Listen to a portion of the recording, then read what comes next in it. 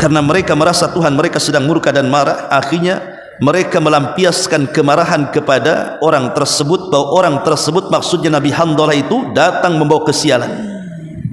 Akhirnya mereka pun menggali sumur, ya. Maka mereka menggali sumur yang sangat dalam sekali.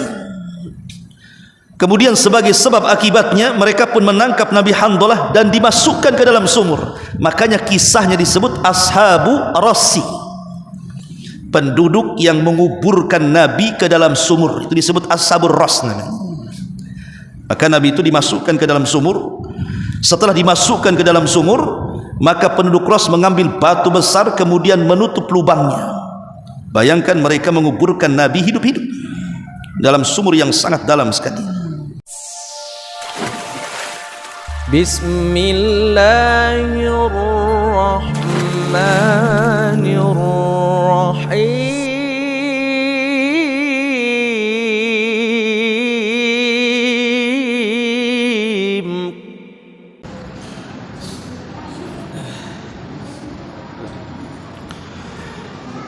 Bismillahirrahmanirrahim. Assalamualaikum warahmatullahi wabarakatuh. Alhamdulillah wassalatu wassalamu ala Rasulillah wa ala alihi wa sahbihi wa mawalah wa la hawla wa la quwwata illa billahi wa ba'du.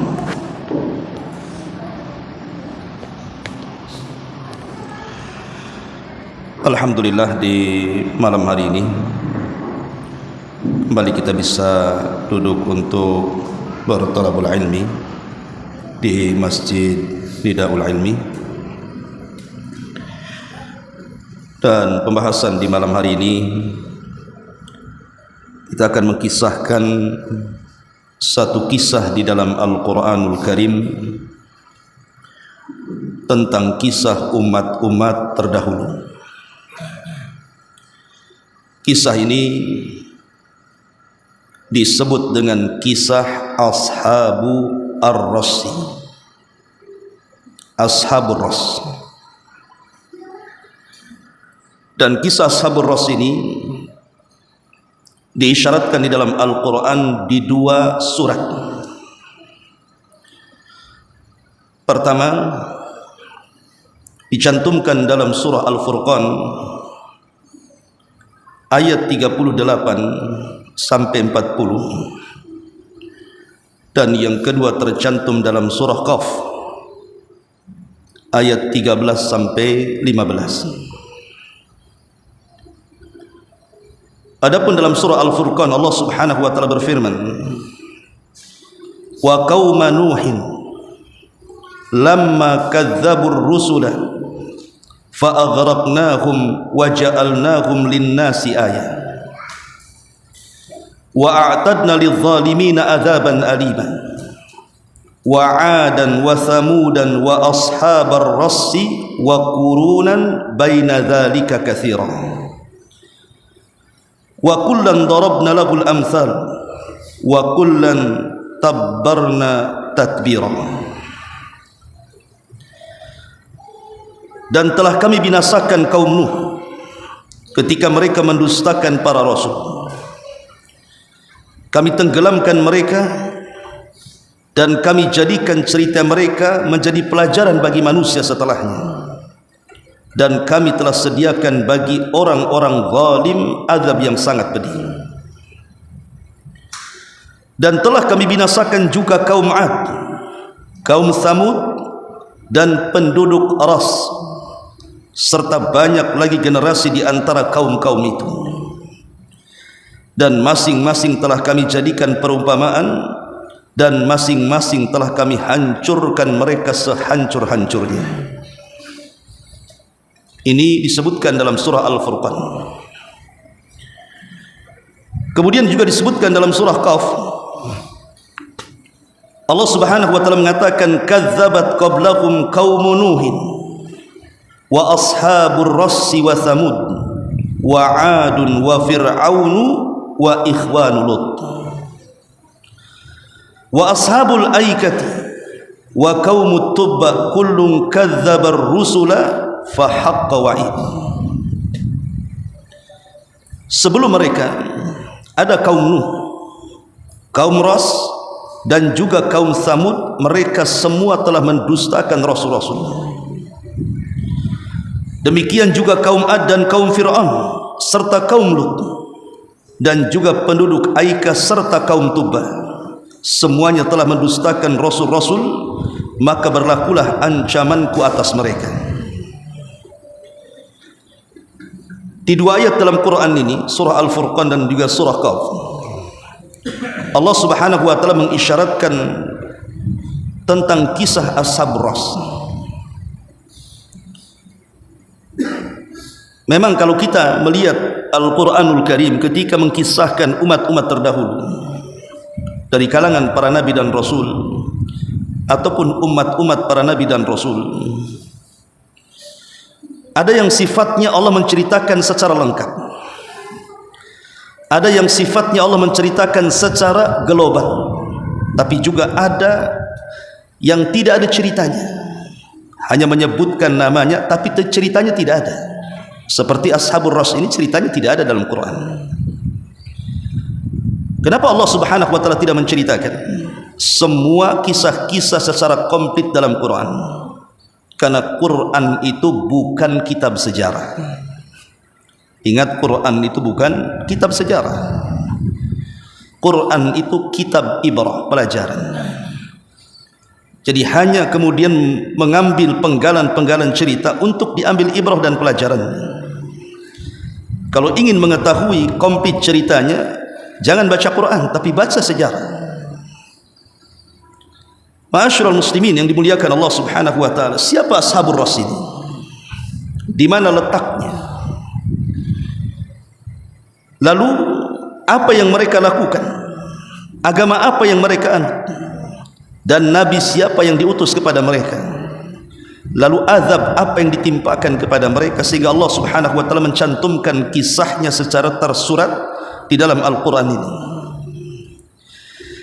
Ma'asyiral muslimin yang dimuliakan Allah Subhanahu wa taala, terjadi silang pendapat di antara para ulama tentang siapa Ashabur Ras di sini. Sebagian para ulama seperti Al-Imam Ibnu Jarir At-Tabari rahimahullahu taala, dia berpendapat bahwa Ashabur Ras adalah Ashabul Ukhdud. Dan Ashabul Ukhdud itu kisahnya ma'ruf disebut di dalam suratul Buruj. Qutila Ashabul Ukhdud. Ini pendapat Al-Imam Ibnu Jarir At-Tabari. Tetapi sebagian ulama tafsir yang lainnya seperti Ikrimah, beliau mengatakan bukan, Ashabur Ras bukan Ashabul Ukhdud, tapi Ashabur Ras adalah Ashabu Yasin. Kalau kita bongkar surah Yasin, di situ ada kisah tentang satu anak muda yang diisyaratkan dalam surah tersebut yang bernama Habibun Najjar, yang Allah katakan wa jaa min aqsal madinati rajulun, telah datang dari pinggiran kota seorang laki-laki. Para ulama tafsir mengatakan bahwa yang dimaksud laki-laki yang datang menolong 3 utusan kepada penduduk Yasin itu namanya Ashabun Najjar. Lah kaumnya itu disebut Ashabur Ras menurut Ikrimah rahimahullahu taala. Tetapi yang lain mengatakan seperti yang dipilih oleh Imam Ibnu Katsir rahimahullahu taala, bahwa Ashabur Ras adalah Ashabul Madyan. Jadi Ashabur Ras adalah Ashabul Madyan, penduduk Madyan yang diutus kepada penduduk itu Nabi Syuaib, di mana penduduknya menyembah sebuah pohon yang disebut dengan Aikah. Makanya kisahnya disebut Ashabul Aikah dalam Quran. Itu yang dikuatkan oleh Imam Ibnu Katsir rahimahullahu taala. Dan Al-Imam Ibnu Abbas radhiyallahu anhuma, dia mengatakan bahwa Ashabul Qaryah adalah hum ahlu qaryatin min qura Tsamud.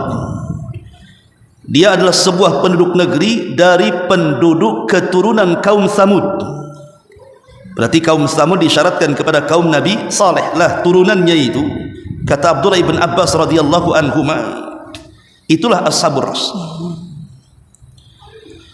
Dan diriwayatkan juga dari beliau bahwa disebut ras di sini artinya sebuah sumur yang terdapat di sini bi'ad ribaijan, yang disebut kemudian ashabur ras. Disebut ras itu artinya galian sumur, karena disitulah ada seorang nabi yang dimasukkan ke dalam sumur, kemudian dikurung dan diletakkan batu besar di atasnya.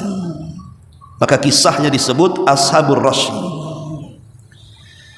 Ada juga yang mengatakan bahwa ashabur ras itu terdapat di sebuah negeri namanya Falaj, dan Falaj itu salah satu negeri dari negeri-negeri Yamamah.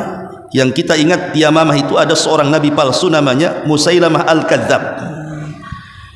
Itu mengaku nabi dan diikuti oleh penduduk Yamamah di Yaman sana. Ma'asyiral muslimin, dan banyak lagi pendapat-pendapat tentang siapa ashabur ras di sini, menunjukkan bahwa ashabur ras ini juga dibicarakan oleh para sahabat, oleh para tabi'in dan para ulama mu'arrikhin. Memang tidak ada hadis yang sahih yang menceritakan siapa ashabur ras ini, tapi ada hadis-hadis tapi lemah, mursal dan begitu seterusnya. Nanti kita akan kisahkan. Ma'asyiral muslimin yang dimuliakan Allah Azza wa Jalla. Baik, lalu bagaimana kisah ashabur ras di sini? Kita menukilkan dari kisah-kisah para mu'arrikhin yang diambil dari beberapa referensi sejarah seperti tafsir Ibnu Katsir dalam kitabnya Bidayah wan Nihayah dan yang lainnya. Dahulu ada sebuah perkampungan yang terdiri dari 12 kampung. Jadi ada sebuah negeri, di negeri tersebut ada 12 kampung, 12 desa.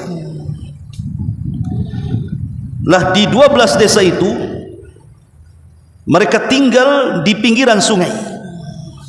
Jadi penduduknya itu tinggal di pinggiran sungai, dan aktivitas kehidupan ekonomi mereka bertani.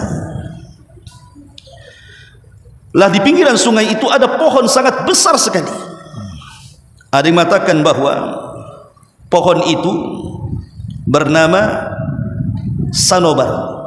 Pohon Sanobar dulu ditanam oleh Yafis ibn Nuh alaihi salam. Jadi Nuh itu punya anak namanya Yafis, Ham, Syam dan Kan'an. Tapi Kan'an kufur. Yang beriman hanya 3 saja, Syam, Ham dan juga Yafis. Lah setelah tragedi tufan, tragedi banjir bandang yang melulantakkan seluruh kaum Nuh itu, maka kemudian Yafis putra Nuh alaihi salatu wassalam menanam sebuah pohon. Itulah yang disebut dengan pohon Sanobar. Pohon inilah yang kemudian disembah oleh penduduk Ras. Jadi penduduk Ras itu mereka para penyembah pohon, dan inilah pohon yang pertama kali disembah sepanjang sejarah manusia. Ma'asyiral muslimin yang dimuliakan Allah Subhanahu wa taala. Lah 12 desa dari ashabur ras ini akhirnya menanam pohon-pohon kecil, pohon yang sama di setiap desanya. Tetapi raja pohonnya ya di situ. Adapun pohon-pohon kecil yang lainnya itu sebagai cabang-cabang dari Tuhan. Dan mereka meyakini bahwa pohon itu membawa berkah bagi mereka. Karena Allah Subhanahu wa taala memberikan istidraj kepada kaum ras ini, di mana Allah Subhanahu wa taala limpahkan selimpah-limpahnya hasil panen mereka dan tidak pernah dirugikan. Jadi setiap panen itu tidak pernah gagal, sehingga mereka menjadi kaya raya karena pertanian itu. Jadi lumbung makanan di ashabur ras ini, sehingga aktivitas mereka bisa menghidupi desa mereka dengan pertanian dan bisa menjual hasil pertaniannya ke daerah-daerah yang lain. Dan mereka yakin bahwa hasil itu didapat karena keberkahan pohon itu. Jadi mereka meyakini pohon itu yang membawa berkah kepada kehidupan mereka, sehingga dalam bentuk syukur mereka setiap bulan mereka membuat acara. Jadi mereka datang ke pohon yang paling besar yang disebut dengan raja pohon itu, maka mereka membuat id setiap bulannya di sini, memberikan persembahan. Mereka mabok di situ, mereka nyanyi, berjoget, pokoknya mereka berusaha untuk membuat id perayaan besar setiap bulannya, karena mereka yakin bahwa pohon itu sebagai Tuhan mereka. Lah syaitan ataupun iblis tentu yang merencanakan semuanya. Jadi syaitan itu masuk ke dalam pohon itu. Jadi setiap kemudian Ashabur Ras itu melakukan Id ataupun semacam perayaan, maka mereka akan membuat perayaan besar sampai ada suara yang keluar dari pohon itu. Jadi kalau ada suara di balik pohon itu dan mengatakan, laqad raditu lakum fatibu biha nafsakum, aku sudah redha kepada kalian, maka perbaiki hati-hati kalian. Maka setelah ada suara itu maka mereka bubar. Kalau belum ada suara itu maka mereka terus melaksanakan Id mereka dalam pohon itu. Dan tentu suara yang keluar dari pohon itu adalah syaitan, tidak mungkin suara Tuhan. Makanya dulu ada kisah, ada film atau apa gitu kan, orang yang dalam film itu nyembah pohon, tiba-tiba ada suara di balik pohon itu bahwa pohon itu minta makanan. Maka penduduk itu akhirnya menyediakan makan. Setelah orang-orang itu pergi, keluar rupanya orang gila yang ngomong itu. Keluar kemudian dimakan makanannya. Itu film apa itu? Ya. Tapi ini bukan kisah Ashabur Ras di sini. Ya. Tapi begitulah syaitan, ikhwatu fiddin, muliakan Allah Subhanahu wa taala, untuk menyesatkan Bani Adam. Mereka masuk ke dalam pohon kemudian membuat suara-suara aneh. Dari sini Allah Subhanahu wa taala utus kepada mereka salah satu nabi dari nabi-nabi Bani Israel. Karena kita tahu Allah Subhanahu wa taala berfirman, laqad ba'atsna fi kulli ummatir rasulan an i'budullaha wajtanibut taghut. Dan kami utus pada tiap-tiap umat ini seorang rasul, utusan, di mana rasul ataupun utusan atau nabi ini mendakwahkan dakwah yang hak dan menyerukan kepada kaumnya, sembahlah Allah dan jauhi sesembahan selain daripada Allah alias taghut. Begitulah keadilan Allah untuk menegakkan hujjah, supaya manusia tidak bisa berhujjah lagi apabila berjumpa dengan Allah kelak pada hari kiamat, karena Allah sudah mengutus utusannya kepada mereka. Ma'asyiral muslimin yang dimuliakan Allah Subhanahu wa taala, memang tidak dijelaskan siapa nabi ini. Nabi ini majhul, walaupun ada beberapa riwayat yang mengatakan bahwa nabi ini namanya Handalah ibn Sufyan, tapi hadisnya mursal, lemah. Jadi nabi ini namanya Handalah ibn Sufyan, Nabi Handalah dari nabi-nabi Bani Israel. Maka Nabi Handalah ini berusaha untuk mendakwai kaumnya agar mereka menjauhi sesembahan terhadap pohon itu. Bahkan terkadang apabila kaumnya sedang merayakan perayaan untuk menyembah berhala, maka Nabi Handalah masuk ke perayaan itu, kemudian mentahzir mereka bahwa pohon yang kalian agungkan itu bukan Tuhan. Tuhan kalian adalah Allah, tauhidkan Allah, jauhi pohon-pohon itu. Tapi sebagaimana sunnatul dakwah yang dilakukan para nabi, mesti ditentang oleh kaumnya, sehingga tidak ada satupun penduduk Ras ini yang beriman kepada Nabi Handalah ini. Justru mereka mendustakan dan kufur, dan mereka mengancam untuk membunuh Nabi Handalah ini. Ma'asyiral muslimin yang dimuliakan Allah Azza wa Jalla, karena kesedihannya seorang nabi melihat kaumnya yang di atas kesesatan itu, akhirnya dia berdoa kepada Allah Subhanahu wa taala agar Allah mematikan pohon itu. Maka nabi ini berdoa kepada Allah Subhanahu wa taala, ya Allah, hancurkan pohon itu, karena pohon itu bukan Tuhan, itu berhala-berhala sekutu bagimu. Maka doa seorang nabi mustajab. Tiba-tiba pohon-pohon yang disembah oleh Ashabur Ras ini tiba-tiba mati, daunnya kering, lunglai, lemas, dan begitu seterusnya. Dan itu membuat kaget penduduk Ras ini. Bagaimana mungkin Tuhan yang mereka tuhankan, pohon yang sudah ratusan tahun yang mereka rawat, tiba-tiba mati begitu saja. Kemudian mereka curiga kepada Nabi Handalah, jangan-jangan dia tukang sihir, sehingga menyihir pohon itu sehingga jadi mati. Biasa para nabi akan dituduh macam-macam. Nabi SAW saja dituduh tukang sihir, dituduh orang gila, perangkai syair, dan yang semacamnya. Hampir semua nabi seperti itu, tuduhannya tukang sihir.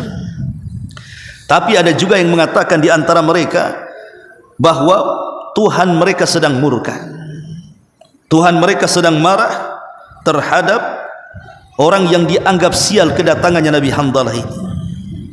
Kalau mereka itu punya logika ikhwatu fiddin, artinya punya akal. Itulah bedanya orang mentauhidkan Allah dengan orang yang melakukan kesyirikan.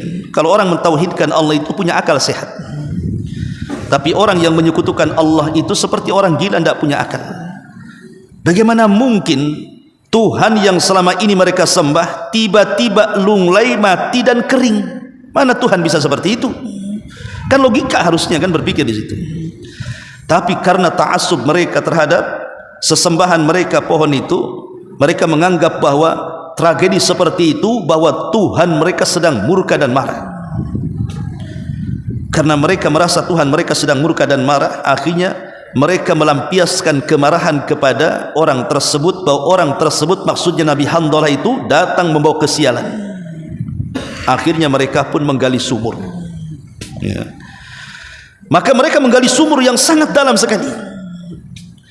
Kemudian sebagai sebab akibatnya mereka pun menangkap Nabi Handalah dan dimasukkan ke dalam sumur. Makanya kisahnya disebut Ashabu Rassi, penduduk yang menguburkan Nabi ke dalam sumur. Itu disebut Ashabur Ras namanya. Maka Nabi itu dimasukkan ke dalam sumur. Setelah dimasukkan ke dalam sumur, maka penduduk Ras mengambil batu besar kemudian menutup lubangnya. Bayangkan mereka menguburkan Nabi hidup-hidup dalam sumur yang sangat dalam sekali. Ma'asyiral muslimin yang dimuliakan Allah Subhanahu wa taala.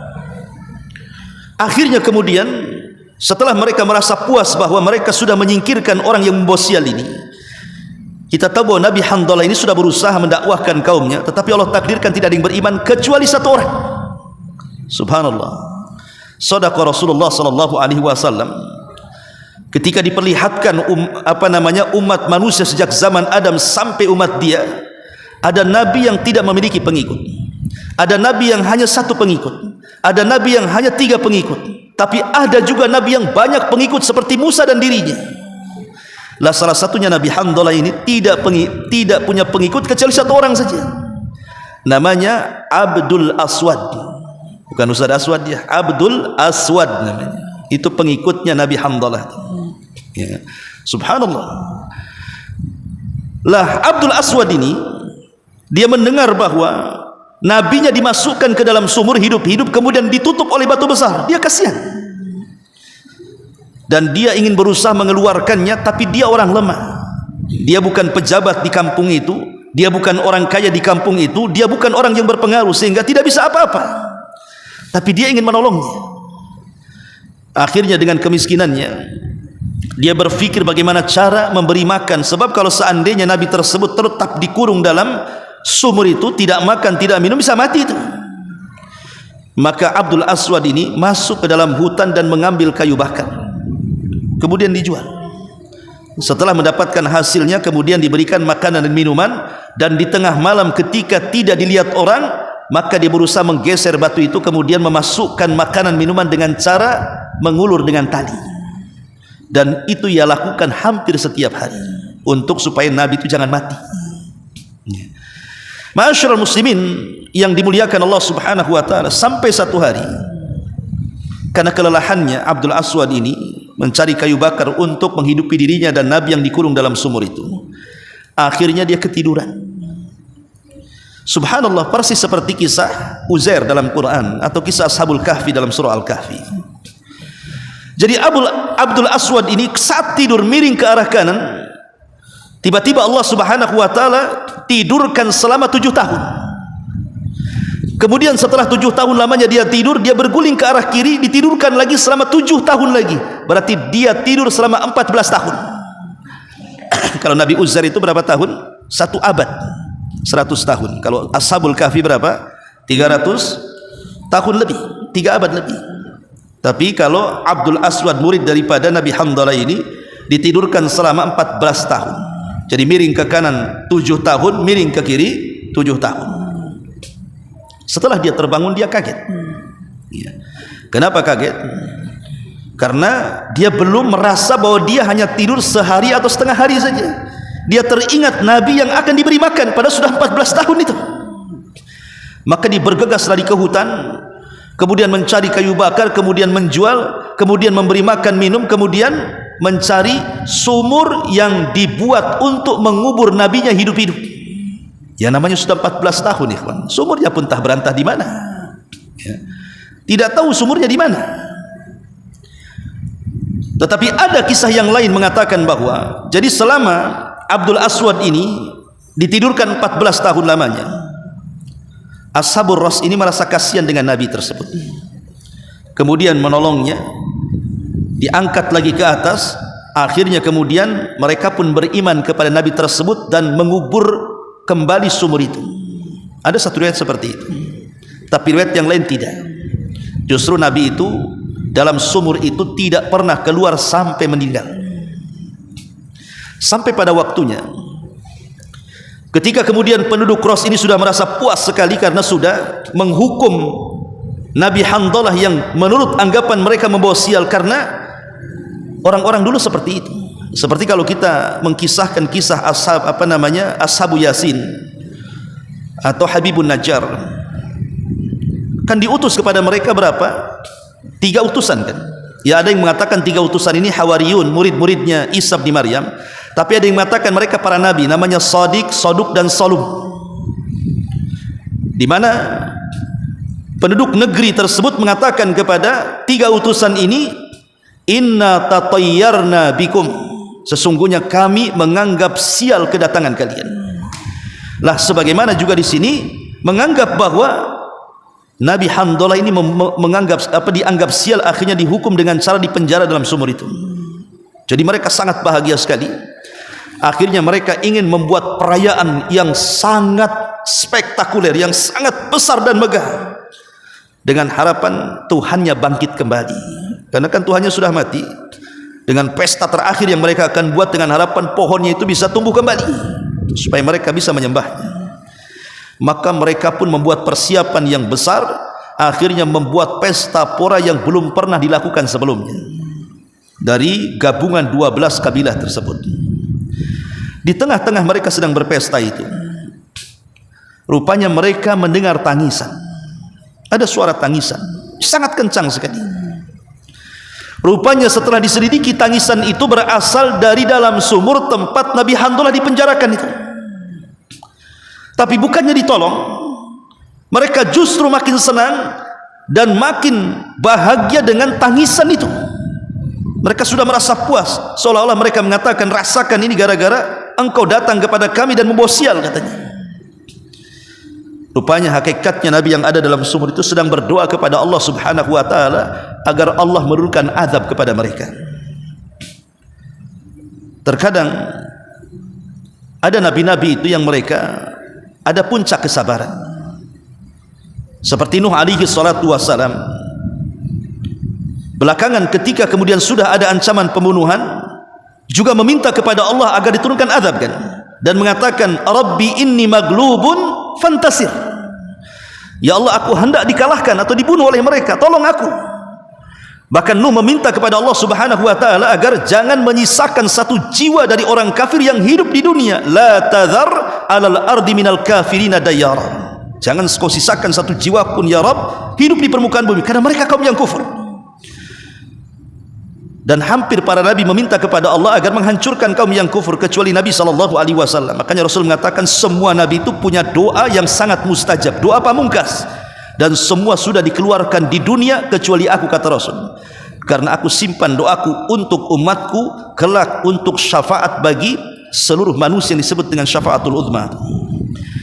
Ma'asyiral muslimin yang dimuliakan Allah Azza wa Jalla, ketika mereka sedang berpesta pora, tiba-tiba cuaca berubah.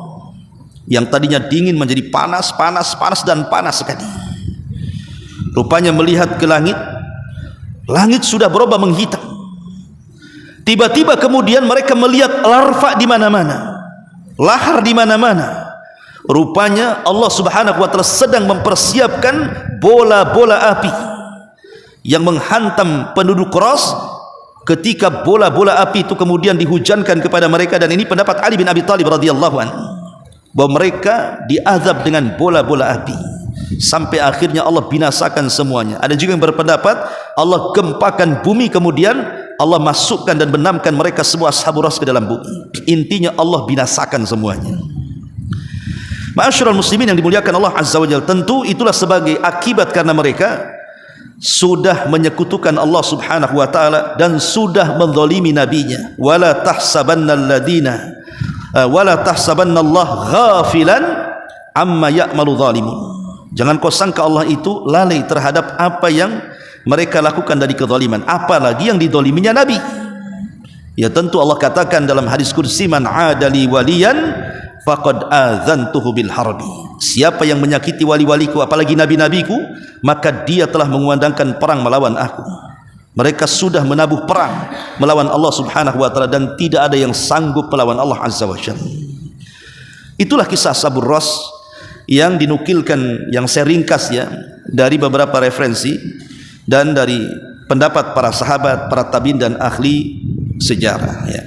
Wallahu alam, tidak banyak memang kisahnya tentang Ashabur Rass ini, tapi di sini ada pelajaran besar bahayanya kesyirikan kepada Allah Azza wa Jalla dan bahayanya kufur nikmat. Karena Ashabur Rass ini ikhwan diberikan oleh Allah Subhanahu wa taala limpahan nikmat yang begitu besar, dengan pertanian yang begitu subur. Dari hasil tani itu bisa menghidupi mereka dan keluarganya, bahkan bisa diekspor keluar dari daerahnya, dan mereka menjadi kaya raya. Harusnya nikmat ini dibalas syukur kepada Allah, tapi mereka membalasnya dengan kufur nikmat. Mereka tidak menyembah Allah Subhanahu wa taala, tetapi mereka justru menyembah berhala, pohon sambur tadi.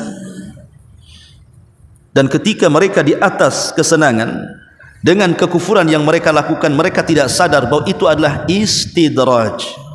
Istidraj ini sengaja Allah Subhanahu wa taala berikan kekayaan di atas kekufuran, sampai pada waktunya Allah Subhanahu wa taala akan mengazab mereka semua seperti yang terjadi kepada Ashabur Rassi. Wallahu a'lam.